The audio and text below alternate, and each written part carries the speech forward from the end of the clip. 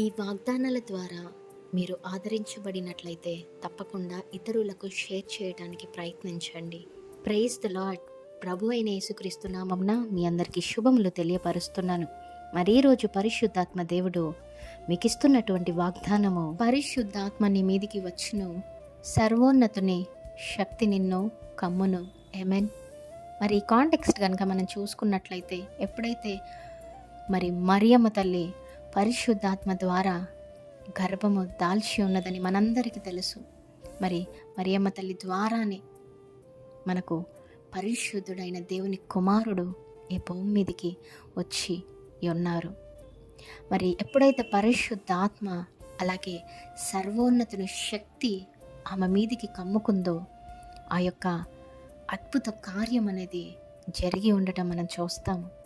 అయితే ఈరోజు ఈ వీడియో చూస్తున్న మీలో ఈ వాగ్దానం ద్వారా దేవుడు ఏం మాట్లాడాలని, ఏమి తెలియపరచాలని ఆశపడుతున్నాడంటే, ఎప్పుడైతే పరిశుద్ధాత్మ దేవుడు సర్వోన్నతి శక్తి మిమ్మల్ని కమ్ముకుంటుందో, మీ కుటుంబంలో ఆవరిస్తుందో, మీ జీవితంలో ఉంటుందో, పరిశుద్ధాత్ముడు అనే యొక్క శక్తి మీరు గ్రహించినట్లయితే, మీరు పొందుకున్నట్లయితే, తప్పకుండా మీ జీవితాలలో కూడా ఒక సూచక క్రియలు, ఒక అద్భుత కార్యములను జరిగిస్తాడు అనేసి నమ్మాలి.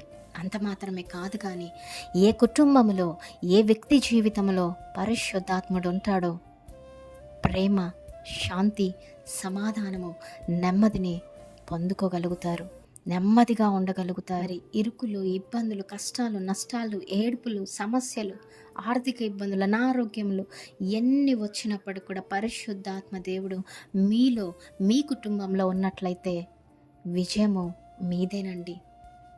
ఈ యొక్క శ్రమలను, ఈ యొక్క ఇరుకులు, ఇబ్బందులను ఓవర్కమ్ చేసేంత సర్వోన్నతుడు శక్తి మీలోకి వచ్చి మీకు విజయాన్ని కలగజేస్తాడని ఈ యొక్క వీడియో చూస్తున్న మీరు నమ్మినట్లయితే ఈ వాగ్దానాన్ని ఎత్తిపట్టి ప్రార్థించండి. పరిశుద్ధాత్మను పొందుకోండి. సర్వోన్నతుని శక్తి మిమ్మల్ని ఆవరించుటకు ప్రార్థించండి. ఆయన అడగండి.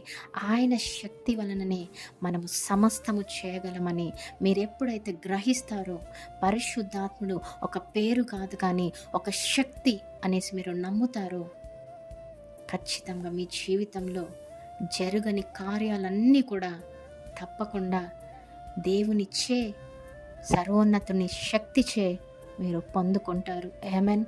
Praise the Lord. Have a great